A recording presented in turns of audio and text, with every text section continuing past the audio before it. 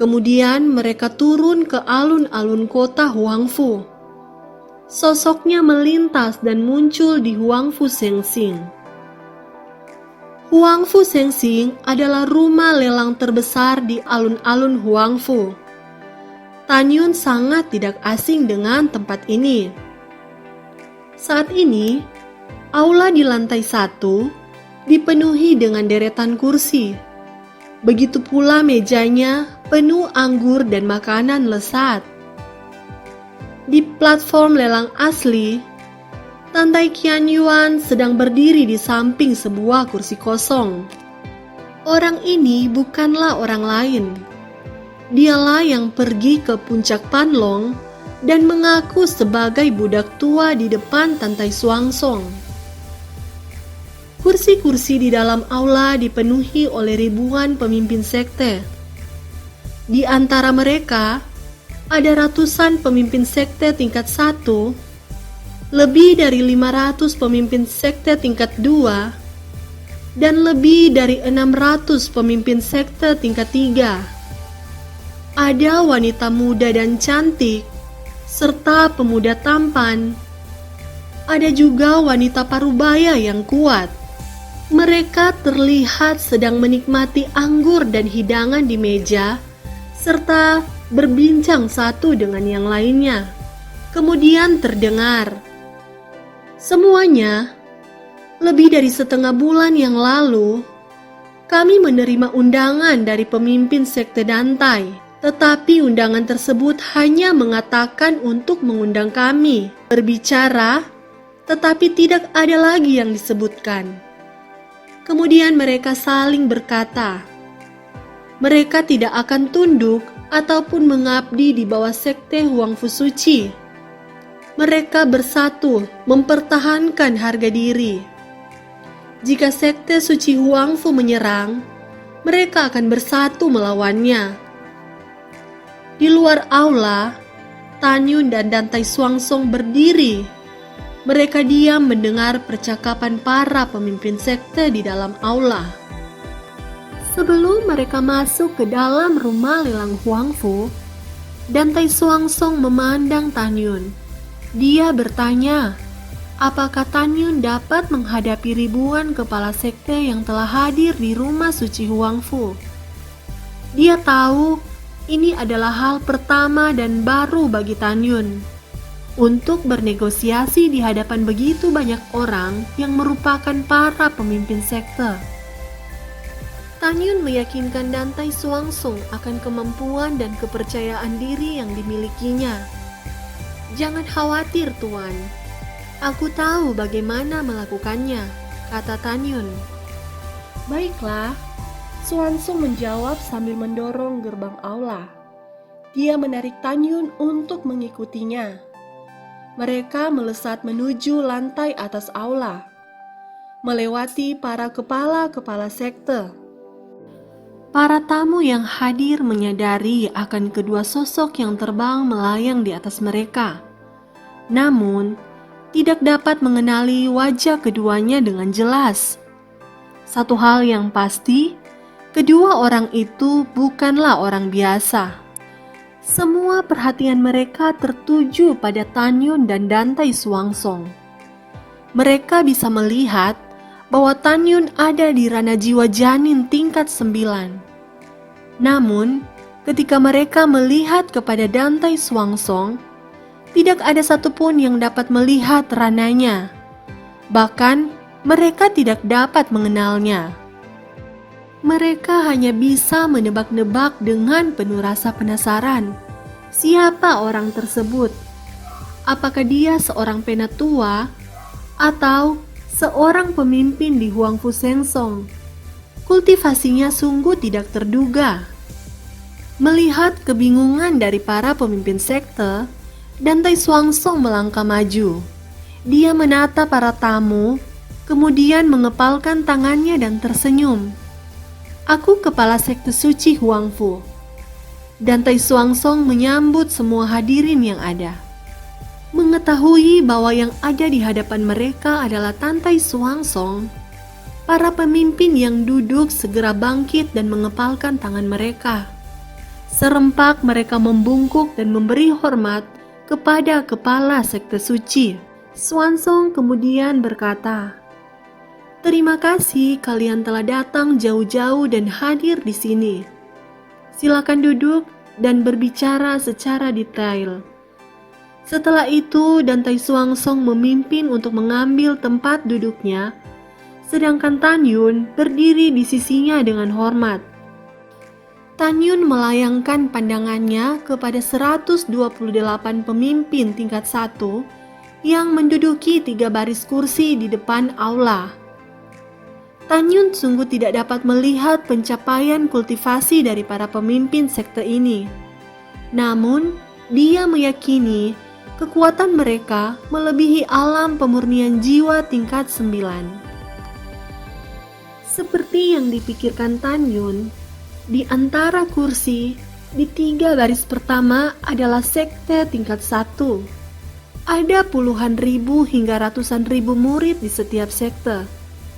Kemudian, 511 orang yang duduk di baris keempat hingga baris ke-15 adalah pemimpin sekte tingkat 2.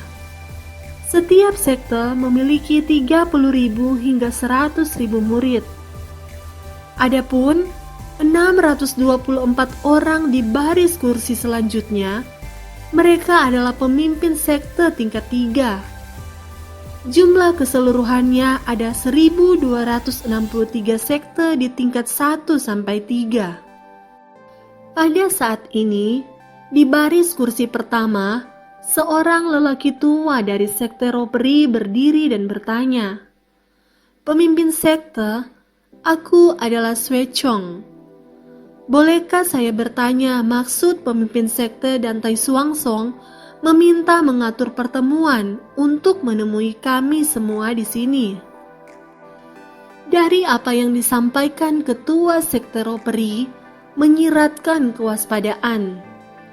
Dantai Swansong tidak berdiri, namun dia dengan tersenyum berkata, "Tuan Su, saya mengundang Anda semua untuk datang jauh-jauh ke sini untuk suatu kerjasama yang saling menguntungkan."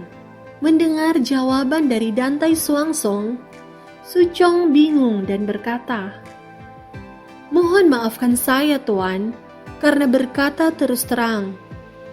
Apakah kepala sekte Dantai berencana untuk menguasai sekte-sekte kecil seperti kami?"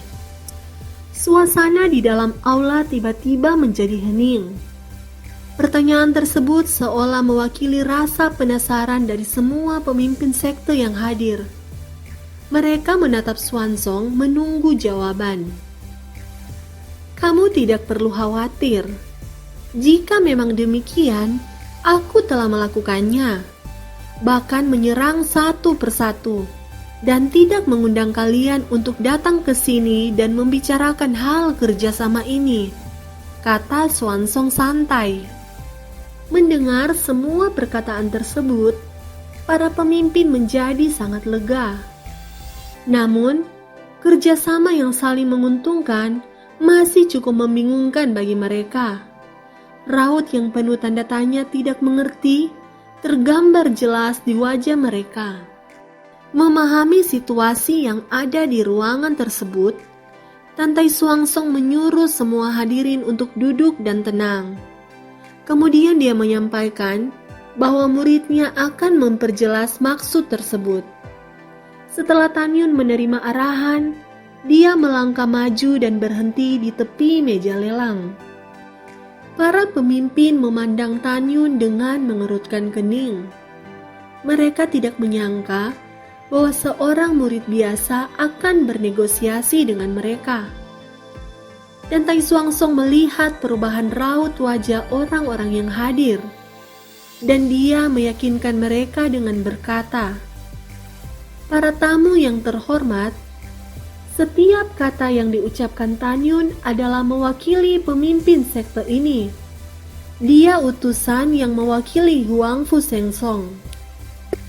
Mendengar hal tersebut, mereka bertanya-tanya tentang identitas Tan Yun.